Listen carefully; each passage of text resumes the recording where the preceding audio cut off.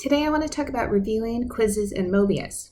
And here's my thought. It would be great if we can give partial credit as appropriate.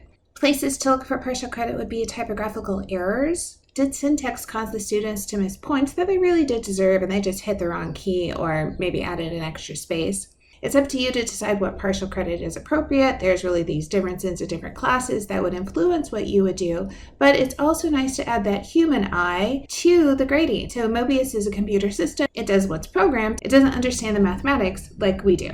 After you've updated the grades, especially if you were able to update a lot of grades in the class, I think it's great to send a little email or announcement to let them know that you have updated the grades. Students will appreciate that you are on their side and you are doing everything you can to help them get the best grade they can in the course. So let's go over to Mobius and see how we could do that. So I am starting in my Blackboard course and I want to go to the Mobius instructor information.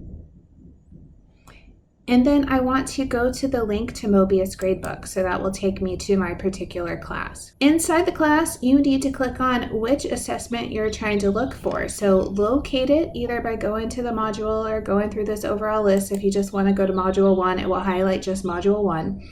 Look for it to say quiz. The homeworks and quizzes kind of look alike, so you do want to take that time to actually look at specifically what your assignment is. Then when you've found the right one, hit search. Their search will bring up a gradebook for everybody in the class, and what you want to do is pick a particular student that you would like to review their work. Right, so here's a good example of what I'm talking about. This is clearly a syntax problem that the student had. So they did all of the work, they got the right answer, but they forgot to put the comma between the -4 and the 19/3. The brackets are correct, the numbers are correct. The only thing that was missing was a comma, so I gave full points for that. Maybe you would give partial points for that, but I don't think the student deserved to get a 0 on this particular question. So let's talk about what do I do to change the point. So I go over to the thing that has the pencil and it says edit question grade, and you click on it. And it's going to give you an option to give the percentage of points you want the student to earn. So if you wanted the student to get 0, I would hit the 0 and hit save, and it's going to change the points to 0. If I want to give half of the points, I'm going to put in 0.5. When I hit save, you'll see the student gets half the points. Now, I want this student to get full points, so I'm going to put in 1 and hit save. Here's another good example of how syntax causes students to lose points. When looking at the directions, it puts quotation marks around the fractions. So the student took that to mean that the response needed quotation marks around the answer. And you can see the answer is correct, 6/5, but the syntax caused Mobius to mark it wrong. So I went back and I hit the edit.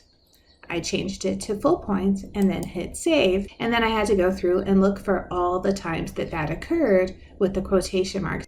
So here's another one that a student got marked wrong on. It says, enter the exact answer. Improper fractions are acceptable. What it doesn't say is improper fractions are required. So the student wrote -1 4/9.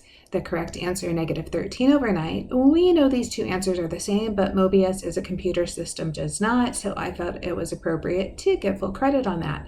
So you will see each time going through the different sections in your class that there may be things that could be problems for students in the answers. I've also heard that there have been some issues with graphing in Mobius, so I think it's really important to put that human eye and put that human perspective into the class. Then send a quick email to your students. I think you'll be surprised how much they appreciate it and all the thank yous that you get back. So I hope that's helpful.